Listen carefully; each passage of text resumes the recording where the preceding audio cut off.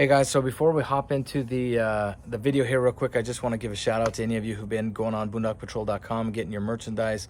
Also, thank any of you who've been following us and subscribing to us both on Instagram, YouTube.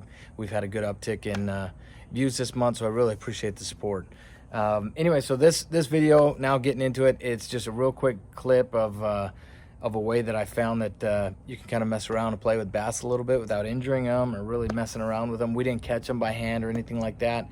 I took my kids to the Salt River to hang out with family and kayak and things, and I had some goggles, so I hopped into the water by the reeds and swam around a bit and found some bass beds and things. And I found out that if I wiggled my hand like a fish, the bass would come right up to me. And one of them actually came up. I took the kids one by one so they could play around with the fish like that. And one of the bass actually came up and bit my 8-year-old's hand. Anyway, so it was fun. We had lots of different fish encounters and things.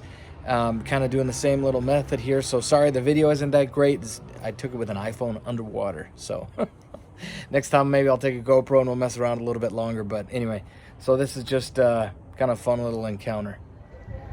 There's a bass right there, and I'm gonna get under the water and kind of go like this, and we'll see if he comes in.